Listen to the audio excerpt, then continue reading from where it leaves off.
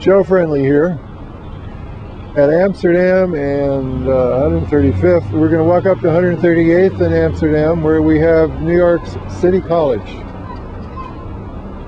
There was a ruckus when the New York Daily News decided to help the cops out, that they had been so embarrassed by their brutality being reduced to a simple story of killing an innocent guy on his wedding day with a second loading of a clip, firing that many more bullets into an innocent man sitting in his car. Hello, America. If we were to burn up tomorrow, that would go in our history. That was the civilization that burned up. They did things like that to their poor people. And this guy wasn't even poor. He just had the wrong color skin. So, the Daily News decided to help the cops out with that embarrassment by picking on the Assata Shakur name for the Student Center at City College. And a letter was written by the boss of all the New York higher education to the boss of this joint, and they responded by, in the middle of the wee hours of the morning, taking down a sign about this high, about 10 feet long, that had the Assata Shakur Community Center wording on it. And I happened to catch on camera the triumphant leader of this group returning with the sign under his arm that he had just rescued from the trustees, or whatever, the administration of the city college, the university, the college. And so he said, "Come on, Joe, let's go downtown. We got a press conference with Councilman Charles Barron." So there we were, and they said, "Hey, we don't allow wooden signs on the premises. You can't come into City Hall with wood. That could hurt somebody." So we had to deal with that bullshit, and the way it was resolved was some guy on the telephone says, "Well, how about just doing it outside of the City Hall premises by the fence?" And Charles Barron, bless his heart, said, "Yeah, okay," and we did it. And it was a nice press conference, and he said, "The students have a right to choose their own heroes. That's what free speech is about. That's what the free mind and education is supposed to go for, not some kind of doctrinaire politics." And so we are now going to watch if Charles Barron succeeds in his plan to be the one to put the sign back, since the university, when they gave it back to the Adolfo, they said if anybody puts it up, they get suspended. And since the councilman is not a student, the question is, will they let the press in? Will they let him in? Here we go. So the theme in our series, with Daryl as our dialoguer with us, is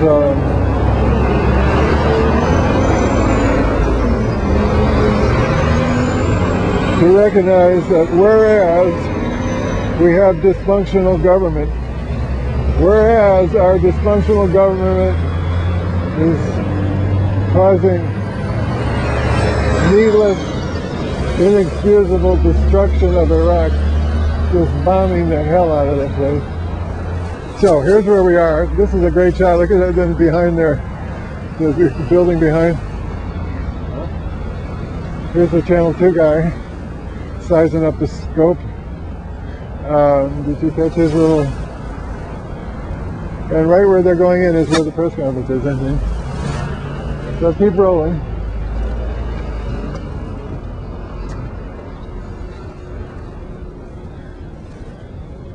So this is a city. What do they got here? Here's their computer lab. You know, I think that's what America needs, is everybody should have a chance to.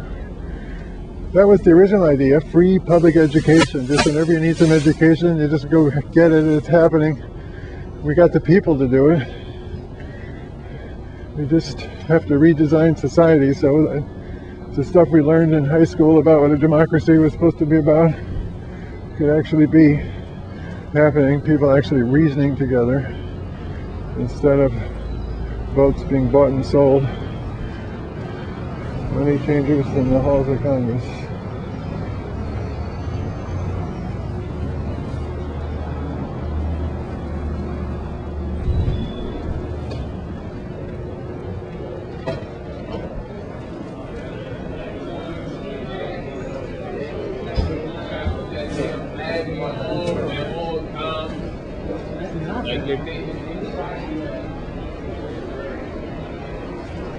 Okay, now we're here.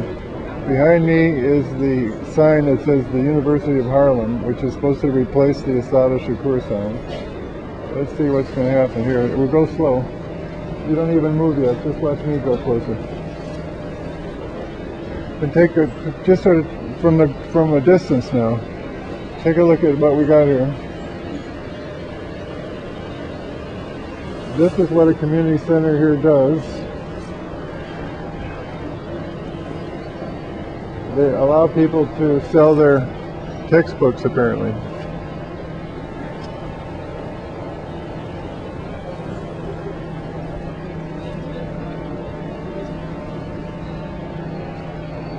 That's the issue.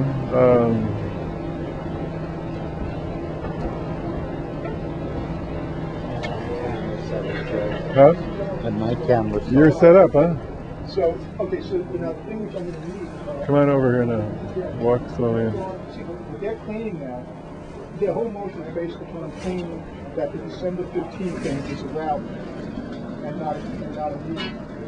You know, right, okay. And so what we need is Johnny's video.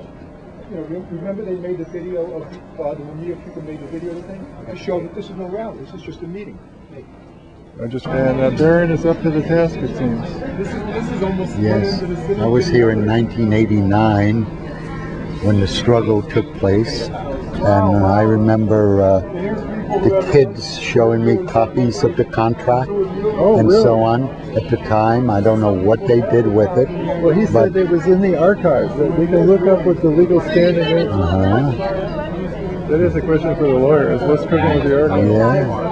Yeah, well, Professor Small was saying, I think I'll stay it's in the back. We only need one volunteer. Did you hear what Professor Small was saying that the archives got in the back? anybody can go to the archives upstairs and speak to Sidney Van Noort, the chief archivist, and as long as you have a City College ID card, you can go and request anything in the archives you want. I've come here many times and I've met all kinds of people in here. In fact, I've even met people older than I am. And I've asked them, are you activists? And they said, no, we're here to use the computers, or we're here to get some tutorial help and or assistance. So it's beautifully informal office. Yeah. And I've met right-wingers here. In fact, for a while, there was a brilliant young lady who was a Zionist, an anti-Palestinian, When you're ready, I'm in over. and she was coming here for years. And she graduated City College with honors, but every time she came here, So when you're ready, she was able to be herself and express her opinions, even though she upset people. She was anti-Palestinian, and she was Israeli. So this center has always been open to everybody. Great. And one right. Are you happy about how things went today? Yeah. I wouldn't use past tense though. I see security creeping around, so we have to wait a Things little are while. going. So there might be a struggle for possession of the space with the. Well, I don't know. I mean, I'm hoping that CUNY's satisfied with this and that they'll just stop. But at the same time, you know, I don't know. I don't know what to say. So it could come down tonight. Possible. Well, if it does come down, Are you staying vigil? I don't know. That'd be an issue, huh? We don't know. What we do know is that the last time that they did take it down, they came in the middle of the night. So I don't know if we're prepared to sleep here. And unfortunately, an institution of higher education like this one closes at 11. And so it's outrageous. It's outrageous.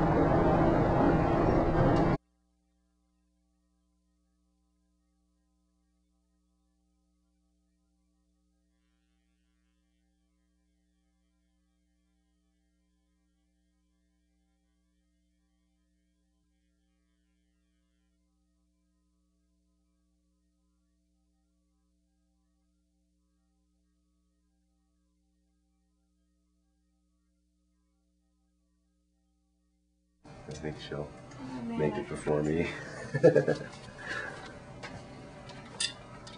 It is. Hardwood floors, huh? Yeah. You do hardwood floors? I do hardwood floors. You know, you got to be kind of perfect when it ends up. I mean, people are very critical, you know. Very, very critical. They do it in Scottsdale where you have to be even more critical. It's a very high-end, very high-class area. And they expect it perfect. So, And we you do got it to be perfect. pretty clever to make it perfect, don't you? Yeah, you do. We have our ways. Because nothing's ever perfect, but But you you oh, can fix it. Why is it to reset it to 0. You edit off there.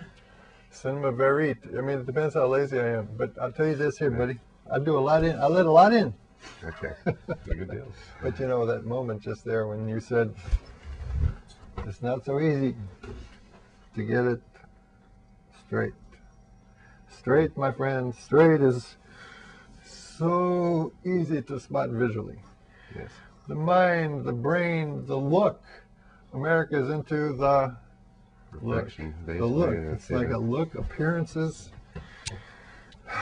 So what I liked about you is when I get into this, what I'm hoping to capture on the video is just talk between two guys who have both been trying to apparently use their minds in the ways God hoped men would use their lives, otherwise it'll burn up.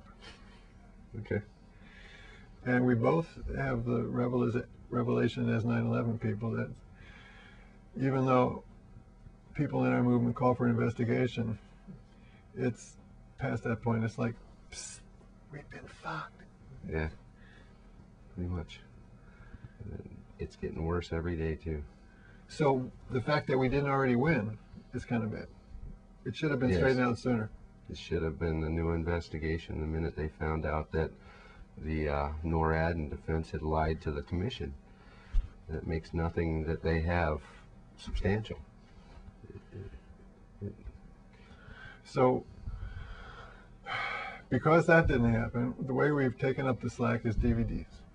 We've like presented the story. It's like, hello, you know how to solve a mystery, America? You've been hoaxed, you know. There was a hoax. That they, you know where the part that jumps out at me is where they wouldn't play on one of the networks, I think when Berger was being interviewed, Building 7 coming down. They just thought, ooh, that's just too revealing. I'm afraid the producers, the gov, you know, their connection, the roots, the underground, the CIA, the system, the public control department. Yeah. I think if anything confirms the guilt is just their reaction to it. So all the participants in that story right there, the media, they're criminals. They're conspiracy to, you know. So Or complicit by lack of knowledge, maybe. can you throw me Some the of them. water down the corner? I would cut some of them some slack. Maybe they really don't know, but they don't want to get fired, so they're going to say what they have to say. Maybe some of them know, but they don't want to get fired, so they're not going to tell the truth. I would have to say that some of the media, I think, is in that boat. I don't think they're all caboodles or, you know, all of these crazies that are out there like Limbaugh. They're not all that way. You know, some people I'm sure really wanted to be journalists when they got out of school and went into the business and wanted to find that big story and do all that. And now they read teleprompters and are told what to say. So I imagine there is some dissent within the ranks that we don't know about. So I don't really want to pigeonhole all of them with one statement like that. Good for you. That wouldn't be fair to them. There's hope. Yeah.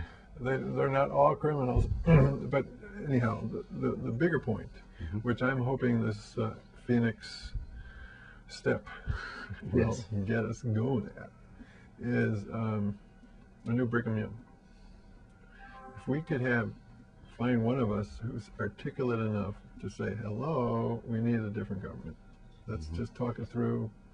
We don't need violence. Let's plan the government up front in your face.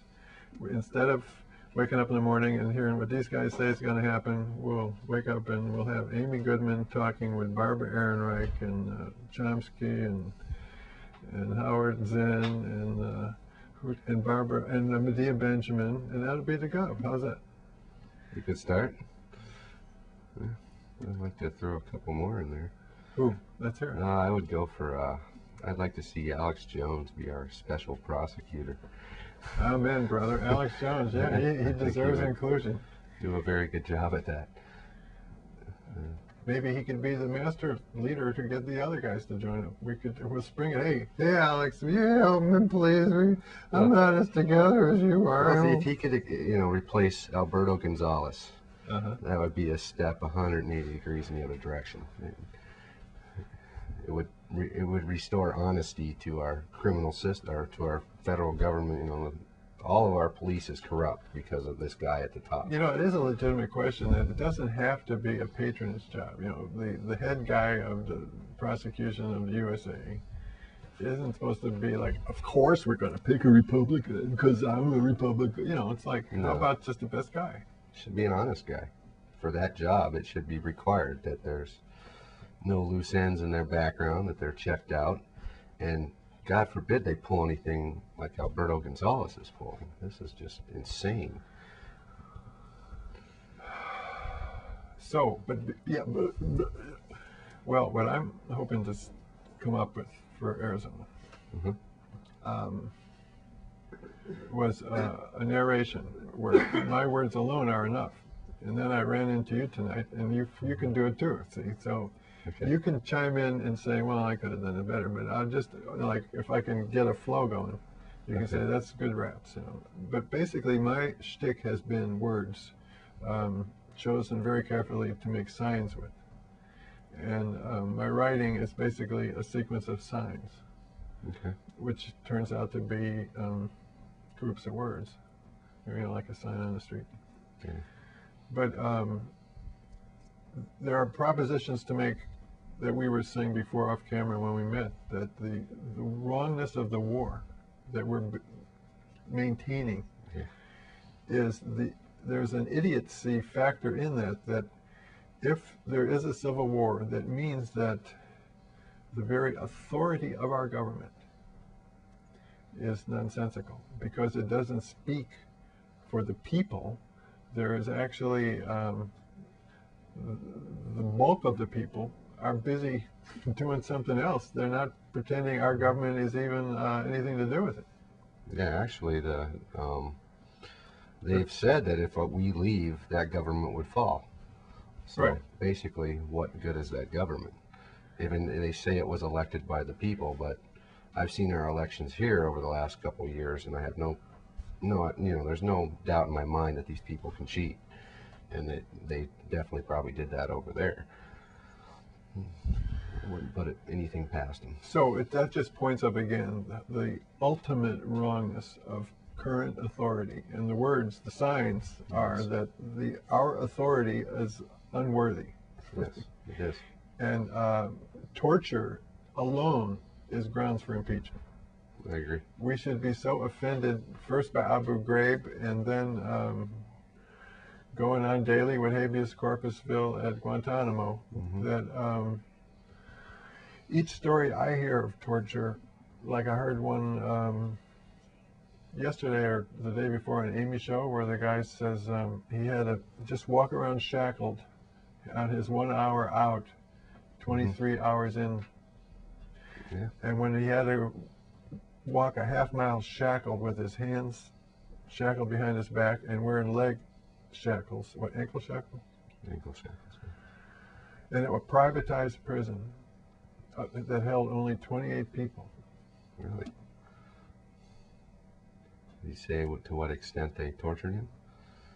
Just that. Oh, just that? Okay. Yeah, well, all the mechanisms for tyranny. 5 are in years place. of that with no legal justification after he had a trial and he was acquitted of the jury by 5 of the charges and hung jury on the rest. And then he copped a plea if they agreed not to make him cooperate in any further testimony against other people. And they agreed to that. And all he copped to was one innocent, stupid little fuck. He was very clever in what he compromised for. And nevertheless, the judge said, I'm going to give you the max, to hell with the jury. And then he threw he said, no, you got to testify. He said, I won't. That's another 18 months for contempt. So it's telling the story on Amy Goodman's show So she deserves a place along with Alex Jones in the new order. But really, I think we have to like think of new voices as the voices of the people. You know, Patti Smith too, while we're at it. I think maybe we should create a committee that does nothing but reviews the old laws and sees if they do violate our Constitution, and if they do, they need to be thrown out. We need to start over and start rewriting our laws that go along with our Constitution. I agree with you totally right there, and it takes effort to but you can do it. Yeah, the rewrite factor, how much change we're calling for. While we're at it, let's just redesign the whole mess, because our economic system is basically totally obsolete, that it's not built to respond to the petrol collapse imperative. What we basically need is total transparency of the economy. Everyone involved considered a friend of humanity. And as far as what you do and who's your boss and this and that, you're more or less all equal in human dignity. And that'll mean not a hierarchy of superiors and castration psychologically, but a new America. Yeah. That's what we need. Well, we don't necessarily need a new America. We just need America to be the America that our founding fathers envisioned it to be. It's where they gave us the documents they gave us, and they were so well thought out. And there's nothing about the Constitution that's vague, in my opinion. They've gone enormous ways to make it look vague, but it isn't vague. It's cut and dry. It tells you exactly what we need for freedom. The checks and balances that they've interrupted now and messed up, that's all was set for a reason, so that no part of the government could ever be more powerful than the other part. But the thing that's missing here is that we're not at war with Iraq. We didn't declare war on Iraq. And as far as making a fuss, like I'm the war chief, it's like a little puny, you picked on some people who didn't fight back, and we're calling that a war. And he's calling for full war powers. Right. And that aren't derived from that. So we should just dwell on that's kind of a 9/11-ish kind of absurdity right there. It is, actually. Yeah, it is. It's like, hello, we haven't figured out that. Oh, so the thing I was thinking about, and you dug it off camera, but we can spring it on the world now. This was clever. This was that the American citizen should seize their sovereignty and demand,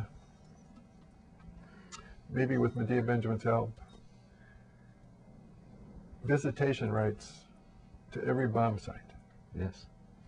We want American visitation rights to every American bomb site. Every bombing crater should have American citizens to scratch their heads. Was this an appropriate thing to happen? Because just about all of them were a mistake. I think they need to see the horrors of war that's being hidden from them too. They're not seeing that day-to-day bloodshed. You know, that you see it in the people's faces in Iraq. Just the pictures you get back from them, that they're just terrified. And I think if more Americans saw that, they would see what war really is, and see the pieces of people here and there that these people clean up daily. I mean, it's not clean the way these people are dying. It's just heinous. It's one of the so what I'm proposing is we take the soldiers. But to have it live in that mess. So how can we get like people, American people, to like get over there? It's like I'm picturing like just flooding them with American people, and if they're worried about whether their throats will get slit, there might be some slits, but you got to go there and actually, say, give your life. I want to live with an Iraqi family and go day by day and see their suffering. I mean, we need that many witnesses. I think we never see them. I think the government would detain them. They don't want that information getting out. It'd have to be in some way that they could actually get back.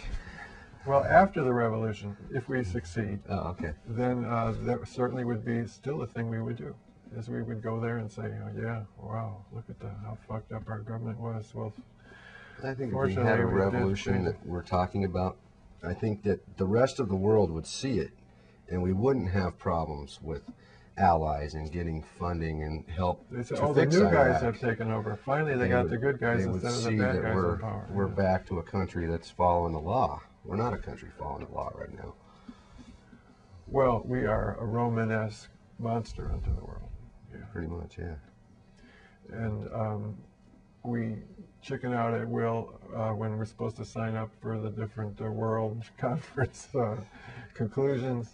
Yeah. They go, oh, well, we're Like the special. Kyoto Treaty and all that. And the criminal court, they didn't say, well, we don't want to get picked on by the International Criminal Court because we cheat all the time. Yeah. So we are as corrupt that it reaches a biblical dimension, right? I mean, what are the words that come to mind? It's degradation. We are the capital of degradation. Yeah. Somehow we expect this as Americans. I don't understand that. That's one of the things that I've really tried to unlock the mystery of, is how we expect to be better than everybody else around the world when we don't show it by what we do. We completely destroy it. We destroyed Iraq. That's the bottom line. Yeah, we did. That's a sign I would put on a thing. Hello, we destroyed Iraq. Let's the American people witness the destruction. Let the parade begin. Then, and maybe, how about just a parade of Americans, and we'll sort of like put our face right in the lion's jaw. If they want to just start killing us, and we have to like give them some reason not to kill us. That's about what it comes down to. We should at least confront them face to face. Say, we're sorry we put Saddam Hussein in your government the first time. I mean, the American people don't know that simple story. That you know how Saddam Hussein got into power? Yeah, we put him there. That's right. Here's Wasn't the he story. an Egyptian spy or something like that? Right. Here's the deal on Saddam. Let me just get, it might help. Okay. It's a story that needs to be told. According to Ralph Schoenman. Now, I'm given the Ralph Schoenman version, Okay. which I've edited so many times. I know it. It starts with a tank being seized by officers in the Iraq army. They seized the tank, a break-off group of officers, and they took that tank and they sheared off the wall of a prison. And in the prison was a guy who was a political prisoner by the British puppet government, who put him in there because he was interested in populist issues like the people running their government instead of the British Foreign Department. Okay. So they put him in there, and then the officers, somehow they just had they were like us. They were like, why does it have to be fucked up? Yeah. Why don't we just take the tank, he gets out, we could, so it happened, and what he did was wonderful things for Whitman. He was an enlightened guy. And he was like the things you hope for as a people. So the CIA said, well, therefore he has to, and I don't know who to blame, but the U.S. decided to hire Saddam Hussein to kill him. And on his third try, he managed to succeed. The first try, when it's botched, he had to hang out in Cairo for a while. But anyhow, the deal is Saddam Hussein killed this wonderful guy. And he didn't become president immediately. The U.S. thought that would be kind of tasteless, but they put him on a training program. They put his uncle in as boss man of the new puppet government. Okay.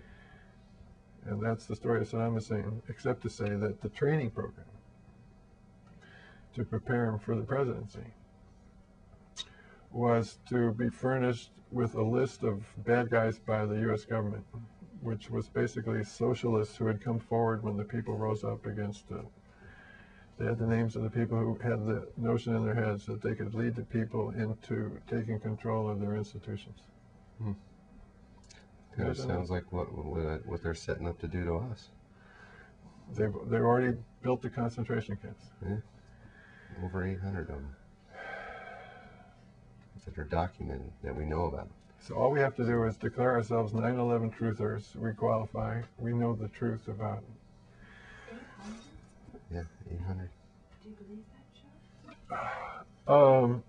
I believe him. I believe anything this man said. He'd be a truther. Do you have internet? Oh, you get this?